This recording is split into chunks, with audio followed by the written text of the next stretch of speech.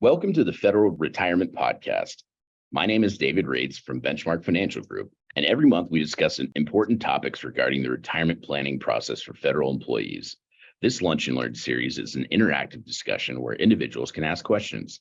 To join these discussions live, you can register by joining our email list at BFGKC.com. Additionally, if you're looking for assistance to get your retirement on the right track, set up an appointment with us today.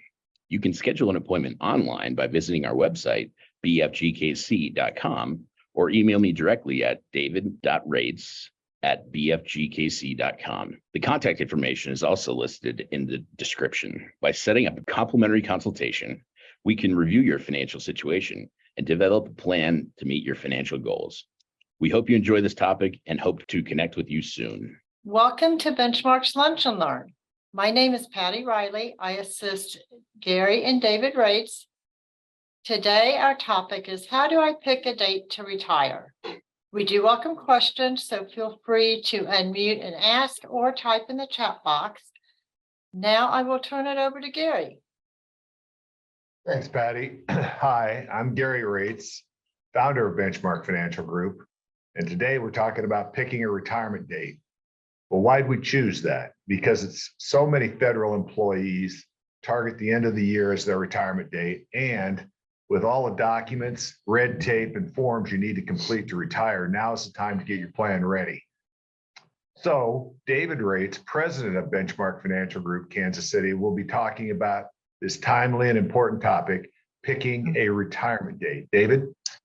All right, so to Patty and Dad's point, this year is kind of that time frame where if folks are contemplating retiring at the end of the year, they really are starting to get their ducks in a row in terms of what they want to do with each piece of the benefits.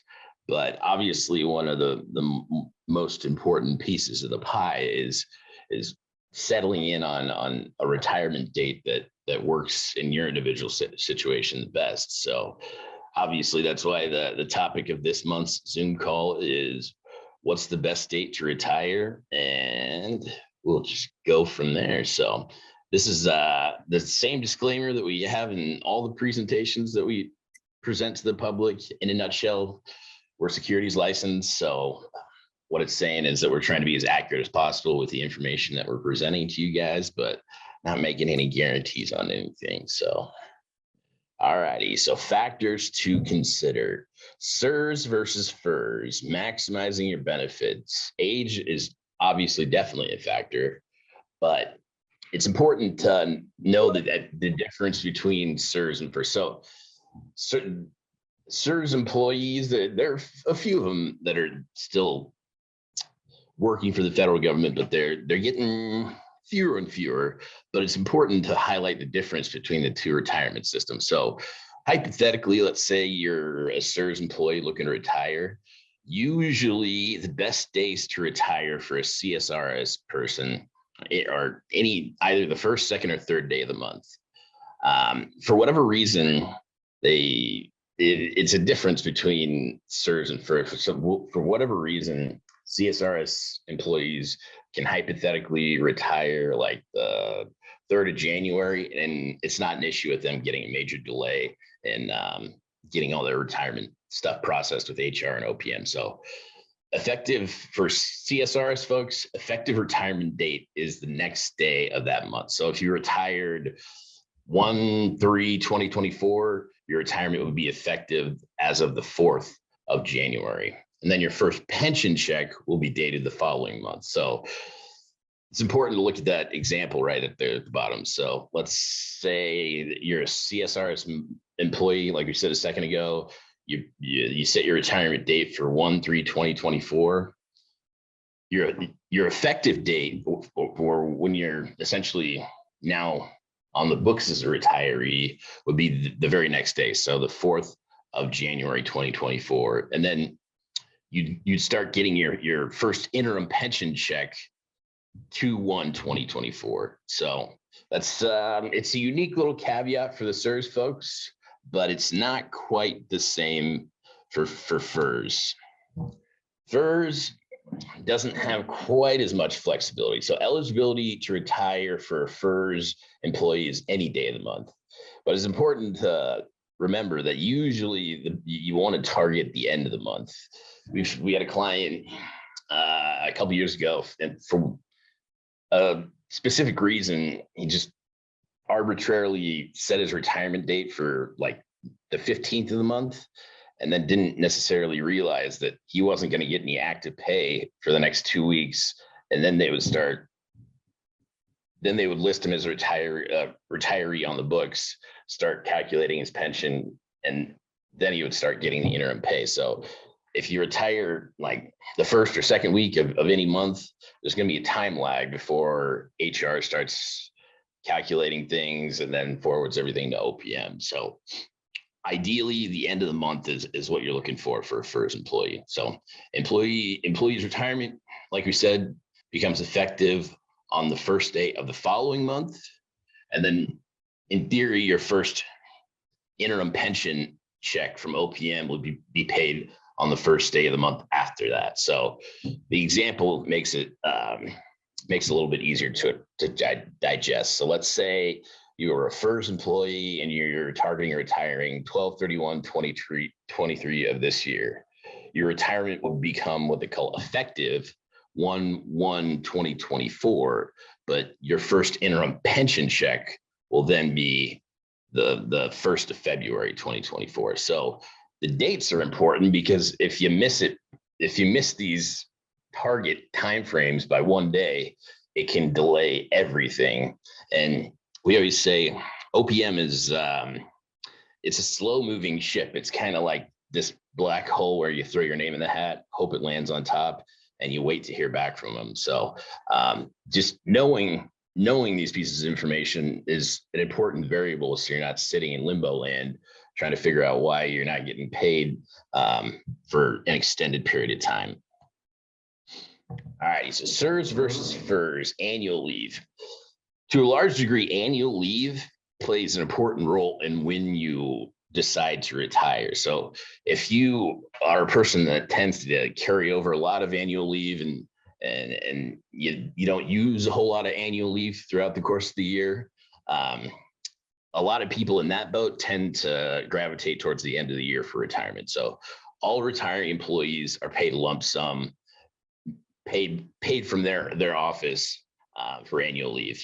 So and that payment usually it's the first chunk that you get after formal retirement, but that annual leave payment usually moves pretty quickly because it gets paid by your agency, not by OPM. So typically 10 to 40 days following the formal retirement date is when you see that leave check get deposited into your account. But one key variable about annual leave is that Uncle Sam will automatically withhold 20% of the gross amount off the top for federal taxes. So in a nutshell, you'll get a net deposit of 80% of your gross annual leave amount. But I'm sure a lot of you heard this over the years. Most folks tend to use that leave chunk as a bridge to live on while they're in that interim status where OPM's finalizing and calculating the final pension amount, because OPM, it's kind of like turning an aircraft carrier. The process of turning it takes a little bit more time than most folks would ideally want, but after it's turned, it's usually pretty smooth sailing. But it's that window of time where you're floating in limbo land, where people get worried about making sure they got enough coming in to cover living expenses. So most retiring employees will be on an interim pension for at least 2 to 3 months after they retire. Now, that's oftentimes for folks that have a fairly clean service history. If you have former spouses that are entitled to a portion of your pension payment, or you've got just like breaks in service or chunks of time that you bought back, those are things that could hypothetically delay the time frame of you getting from start to finish with OPM processing your pension. So there's nothing you can do about it. It's just more knowing what's coming down the pipe and making, informed and strategic plan about, how you're going to live while you're floating in that limbo land area. So interim annuity checks, this is another one that's also frustrating for a lot of folks, because once you start getting an interim pension annuity check, you don't know exactly what that number is going to be. It could be 30%, it could be 50%, it could be 70%, it could be 80% of what your final pension payment is going to be. It's just OPM in a nutshell spends that like 2-3 month duration of time auditing your work record and then crunching the numbers to get to the final pension amount. Because up until that point, even estimates from HR they're usually pretty darn close, but they're not the exact amount. So OPM has their own process of crunching the numbers to figure out what that final amount's going to be, and they move at their own speed. You can't really do a whole lot about that. So it's good to know how the process works in a nutshell. So,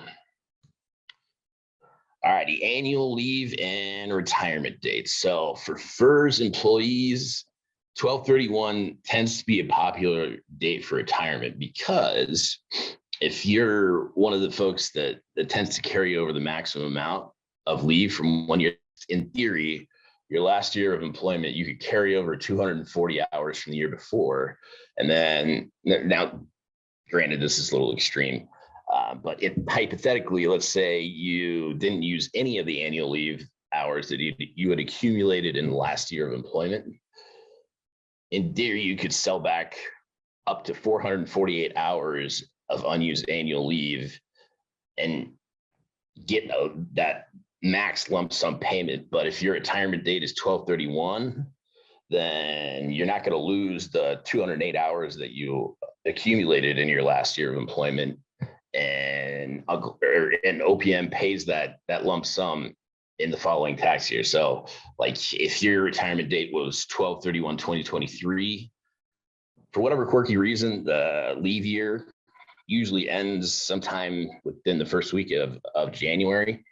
So that's why you don't have to worry about losing 208 hours. But if you cashed out with 448, then that check would get paid to you in the 2024 tax year. So it doesn't seem like a big deal, but it's an important detail, because sometimes if you have a large balance of leave that you're selling back, sometimes those checks are anywhere from 10 to 15 to 20 plus $1,000. So just knowing the right dates to retire puts you in a spot where you don't hypothetically have to worry about getting, that extra chunk of leave added to your annual income for the year. So that's, like I said, that's why a lot of folks tend to gravitate towards the end of December for retirement. But on the flip side, if you don't necessarily have a ton of annual leave and that payment isn't a huge piece of your overall plan, sometimes people will retire maybe like October, November timeframe, because then they can get the ball rolling with retirement, be formally retired, and be on the front end of the holiday season. So that's a conversation that we have with folks a lot when they're planning on retiring in general, and piecing all the pieces together. Whether or not you have a huge or large balance in annual leave, or if you don't have much annual leave at all, maybe you'd retire a month or two before December, and then you don't have to worry about working through the holidays. And sometimes people, depending on what they do, they haven't had a ton of time to spend with their families over the course of their working career during that window of time. So like I said, in a nutshell, the best date to retire, it's kind of tailored to your individual situation. So it's important to know the cards that you have to work with, so that you don't just accidentally pick the wrong date and things don't pan out the way that you were planning on having them pan out. So last point on the slide. Over the years, you hear a lot about like annual leave is use or lose. In the last year of employment, it kind of is a conversation of, it's not use or lose anymore. It's let's try and save as much annual leave or conserve as much annual leave as possible in that last year of employment. And, I mean, things happen. So it'd be pretty extreme if you actually cashed out with 448 hours. But in a nutshell, you try to hang on to as many annual leave hours as possible if you're planning to retire at the end of the year. You want to comment on a court order versus divorce decree?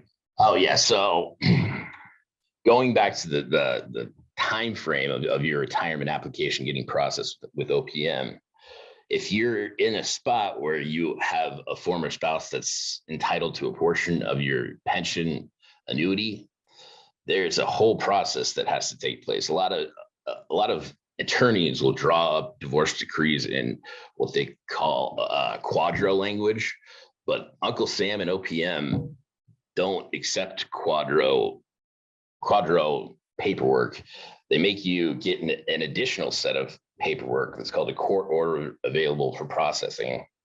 And that in a nutshell just spells out in exact dollars and cents what your former spouse is going to be getting paid out of your pension. So it requires a few extra steps.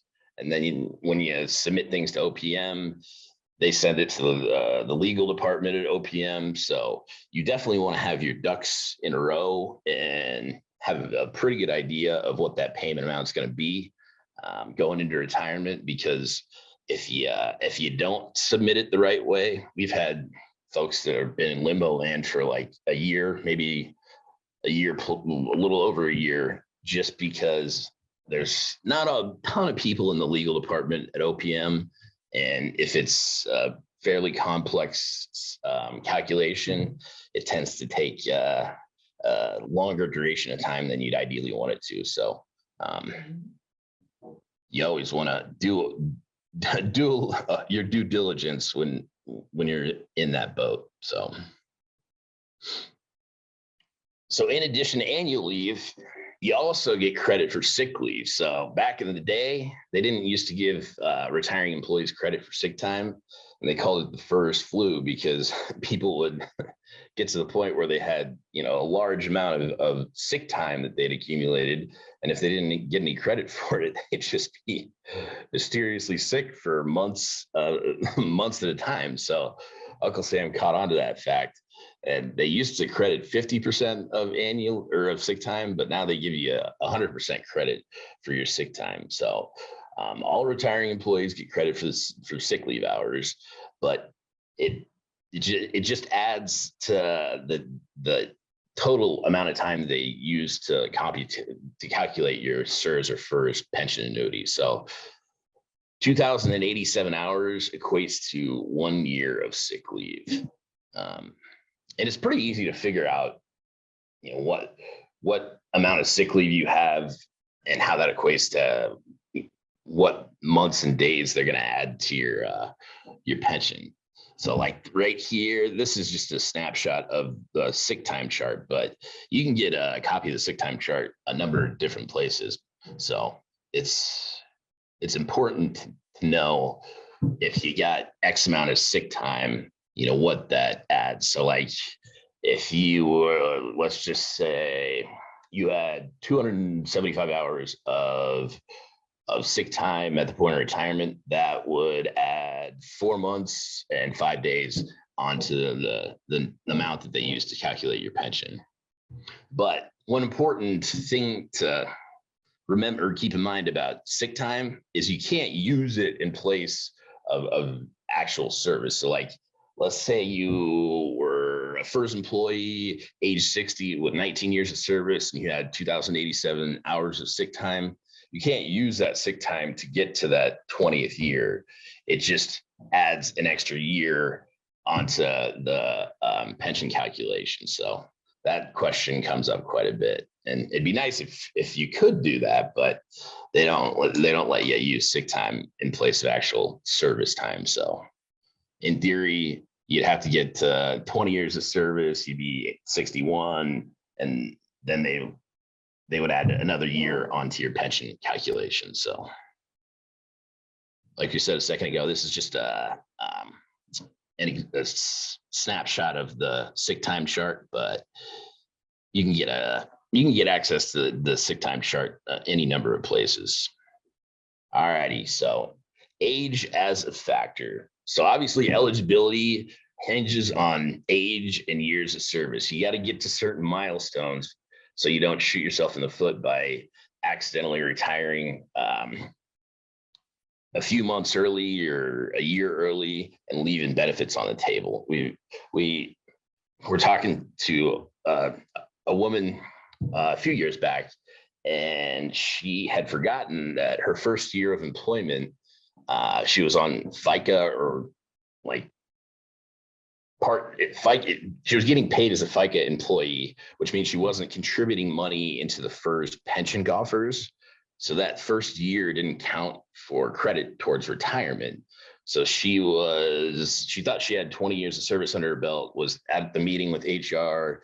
They had their house on the market. They were doing an estate sale.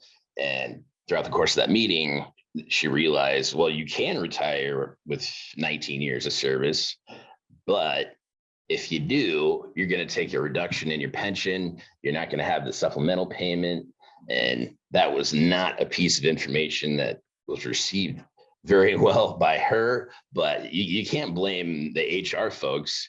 Just they were trying to get them to change the rules because the estimate that they had gotten from HR said that she had credit for all 20 years, but the estimates are just estimates, and there can be a human error component in the calculation of those estimates. So then she ended up having to work an extra year, so she didn't leave a lot of benefits on the table. So that's just, like I said, one example.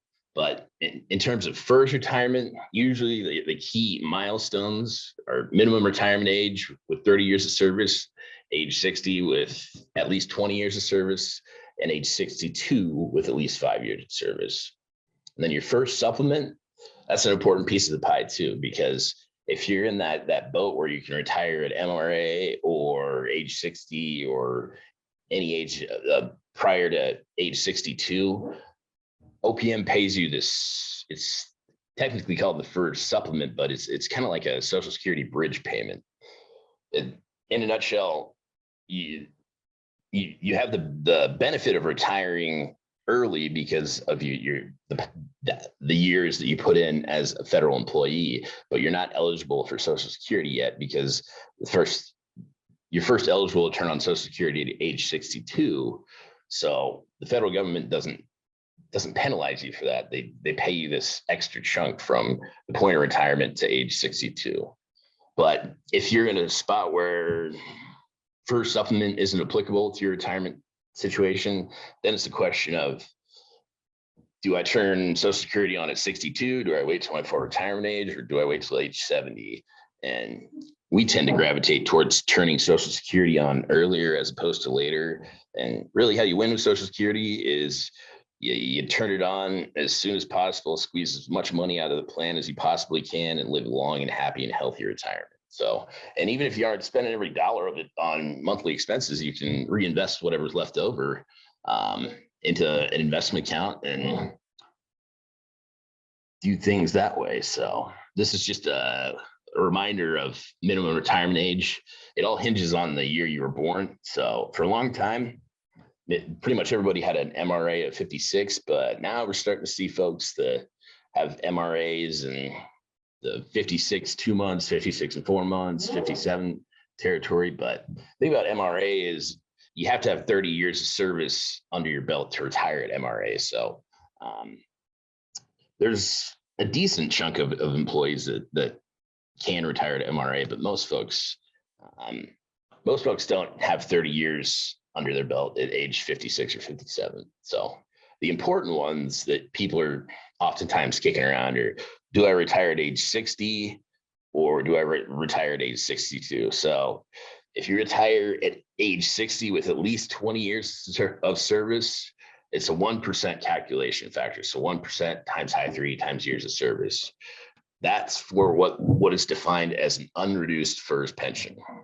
The requirement for a full unreduced FERS pension is age 62 with 20 or more years of service. That is a 1.1 calculation factor, which doesn't seem like a lot, but it's actually 10% more if you retiring at 62 as opposed to 60. So that oftentimes boils down to where you're at in terms of burnout status in your specific work situation. So a lot of times people are trying to stretch to 62, but it's not the end of the world if you retire at 60 or 61 with 20 years of service. So, but in the planning process, there's a lot of conversation that takes place of, well, what's the difference between the 62 number or the 60 number? And if it's a noticeable amount, maybe I'll stay till 62. But if it's not that big of a chunk, then oftentimes people will retire earlier than 62. So again, I would say everybody has the same benefits, but the application of the benefits is unique to everybody's individual situation. So it's different for everybody. All righty. So it's also important to remember the three main sources of gross retirement income. So obviously, first pension, we've been harping on that for the entire duration of the Zoom call, but TSP, IRA, 401k savings would be the second piece of the pie. And then the third piece, obviously, is either the FERS supplement or Social Security. But it's important to remember that if you're getting the FERS supplement, they don't let you go out and make an unlimited amount of earned income. So, but there's a difference between earned income and passive income. So like your pension, TSP money, that supplemental payment, that's all considered passive income. What OPM and Social Security is saying is you can't go out, you can't be getting this payment and then go out and make an unlimited amount of money. But the earnings limit for 2023 is $21,240. So that's an extra, it's almost $1,800 a month that you can go make without having to worry about them reducing your first supplemental payment or your Social Security payment. So sometimes when we're putting plans together for folks, we always run a net to net income comparison. So this would be a snapshot of a hypothetical. So in this example, this employee was retiring with a first pension. They had a plan to take $2,000 a month out of TSP money, and then their supplemental payment was going to pay out about $1,500 a month. So that put their gross retirement income at $9,700 and change. Retirement deductions were $2,400 and change. So on a net basis, they were down just shy of $1,300 of net monthly income. But then when you take into consideration, you can go work like maybe 1 or 2 or 3 days a week or however many days a week you want and make an additional $1,770 of earned income on a net basis. That would put you at the same amount or a little bit higher than what you'd been making as a full-time employee. So that comes into conversation quite a bit when you weigh specifically these pieces of the pie. Like, well, even though you're down a little bit just based off the government stuff, if you can go out and make an extra $1,800, essentially, you're going to be making more as a retiree than you're making full time on a net basis. So that one just depends on your individual situation and whether or not you want to retire and ride off into the sunset and just be done working, or if you want to retire and maybe go do something for income and work maybe, like we said, a couple days a week and do it at your leisure. So full retirement. All right, so this is a snapshot of full retirement age of Social Security. And it's also important to remember that on a Social Security statement, that big bold number they put on the front of the page is your full retirement payment, but you're first eligible to turn on at age 62. So your full retirement age hinges on the year of your birth. But one thing about Social Security is that a lot of times people get fixated on like full retirement age payment or even the age 70 payment are higher. So I'm gonna wait to turn that on until 70 in theory. Well, if you did that, you've just given up 8 years of monthly payments. And Uncle Sam's already squirreled away this pot of cash that they're planning to pay you as a Social Security recipient.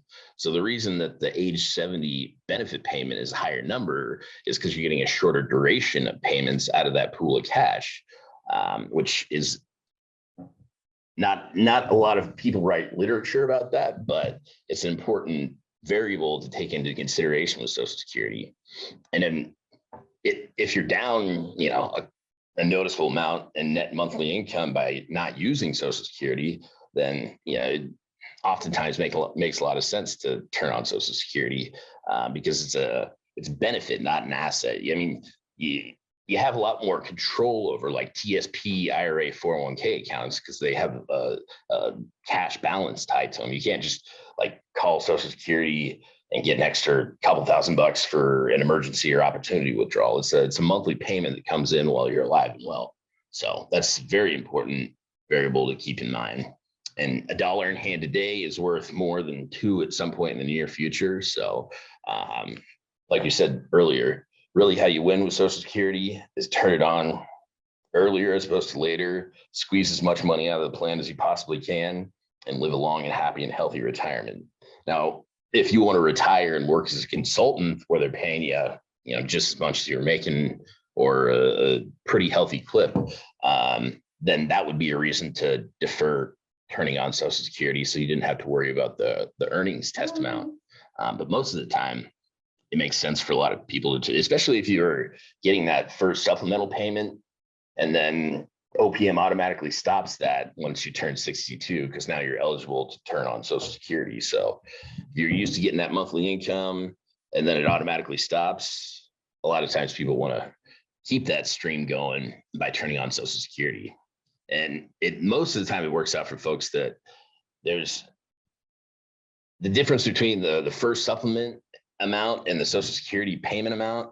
Usually Social Security payment amount is a couple $100 a month higher than what they were getting from the supplement. So sometimes people are in a spot where they just get an auto pay increase on a monthly basis by switching from the supplement to their age 62 Social Security payment. So could take years to make up the income lost if you defer contribution or defer distributions past full retirement age. And like we said, it often is a needed source of income so you can get to a level of net monthly income where you're not struggling or hurting in terms of what you're used to living on while you're actively employed. So, and sometimes also, like we said a second ago, if you're not spending every dollar of it on monthly expenses, in theory, you can open up an after-tax brokerage account, reinvest whatever you're not using, and that's not a bad way to do it either. So positives of waiting until full retirement age. You don't have to worry about the earnings test. So like if once you get to full retirement age, you can turn on Social Security and make any amount of money and they're not worried about that. So there's no earnings test on your income after you get to full retirement age. Obviously, it's a larger benefit amount if you wait to turn it on at full retirement or age 70, but also keep in mind, you're getting a shorter duration of time. And keep in mind, there's going to be a shorter duration of time that you're going to be receiving those benefits if you turn it on at 70. And like I said, if you turn it on at 70 as opposed to age 62, you just gave up 96 monthly payments that you could have used for living expenses. So it's a big piece of the pie in terms of piecing together a retirement plan for each individual client that we work with that makes the most sense for their situation. You got anything? Nope. All righty. How do I get started? So our planning process tends to hinge on at least usually two, maybe 3, 4, or 5 meetings. So our first meeting is what we call a fact-finding meeting, where we send you a list of identifying info to gather. So that'd be like a copy of a recent leave and earnings statement, copy of just a recent TSP statement, Social Security. If you got any sort of retirement estimates from HR, or nowadays you can oftentimes run them on the GRB platform, which is a nice little tool. So in a nutshell, any identifying pieces of info that you can dig up are always helpful, because the more accurate the information is that we get from you, the more accurate the plan will be that we put together for you. So then after that, we set up a second meeting where we put all this into a written plan that just breaks down what your choices are for each piece of the federal benefit package, and then puts together that net to net income comparison, so you can get an idea of where you stand in terms of what your net monthly would hypothetically be as a retiree.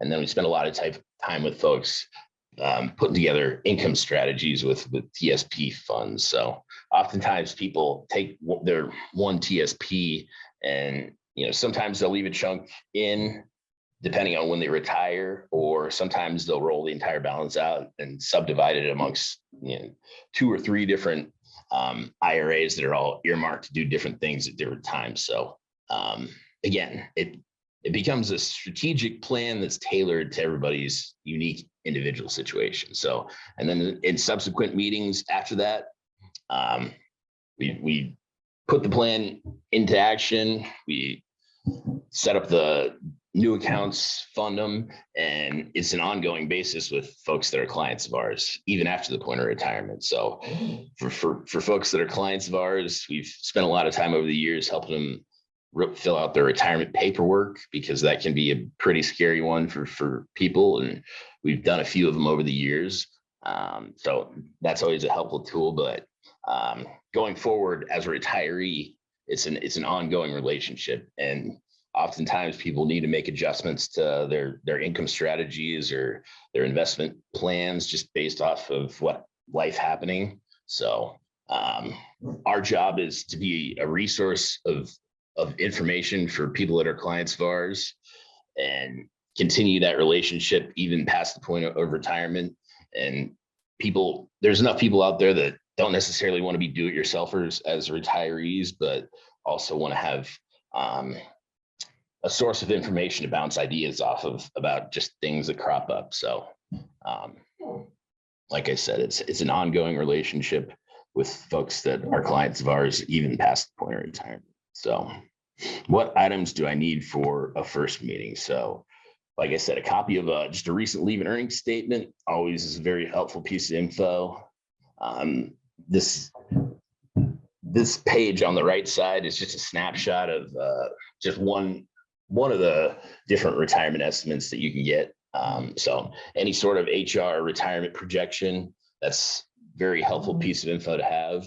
And copy of if HR takes forever and a day and doesn't get the estimates back to you very quickly, you can always get a copy of the annual benefit statement that has a lot of identifying info that's helpful too. Copy of just a recent TSP statement. Any other investment accounts that are earmarked for retirement income, like old 401ks, outside IRAs, outside after-tax brokerage accounts, and then detail on any outside life insurance policies that you have are also very helpful as well. So statement from Social Security, that one's important too, because like I said, oftentimes there's a difference between a couple $100 a month difference between the payment amount you're getting from the first supplement relative to the age 62 Social Security payment. Divorce decree, it's always important to just flip back through that and make sure there isn't any wording that says you have to pay a portion of your pension to a former spouse. And then the last one, oftentimes married couples, their spouses will have benefits and they want to coordinate those benefits in addition to all the federal stuff too. So we spend a decent chunk of time, looking at outside plans and adding those variables into the overall strategy for married couples. So how about any questions, Patty? We don't have any questions at this time, but we do invite you to peruse our website, BFGKC.com. Check out our events page, which includes upcoming virtual and in-person lunch and learns. In case you don't know, each month we do host an in-person lunch and learn at the Kansas City Metropolitan Bar Association. That's located at 2300 Main near Union Station. Lunch is provided, and the topic of the in-person lunch and learn is planning for retirement. David and Gary dive into pension annuity, TSP, Social Security, FEGLI, health insurance, Medicare, and long-term care. David, Gary, do you have anything to add? Oh, there is. It looks like there is a question. The last day of the month can fall on Sunday, Monday, Friday, or Saturday. My general takeaway is that the day of the week that the last day of the month falls on does not matter with respect to having issues of any kind. Is that true? Now, yeah, don't worry about like if the 31st of December is a weekend day, you don't need to worry about that. It's the most important variable is setting it the last day of the month. Because like I said, if you go a few days earlier than that or a few days after that, then it delays the timing of HR getting things sent to OPM and then OPM processing it. So don't worry about the day of the week. It's more so setting your retirement date for the last day of the month, so you don't have another month delay and then processing stuff. So how about any other questions, Patty? Don't see any more questions. Well, thanks for tuning in this month's call, everyone. And if you think of any questions that you don't have in the back of your mind right now, but pop up, feel free to give me a call or shoot me an email, or you can always submit questions on our website. So any of those three modes of contact, I'll get back in touch with you and try to answer whatever questions you have as best as I can. So like I said, thanks for tuning in, and we hope to see you guys some point in the near future.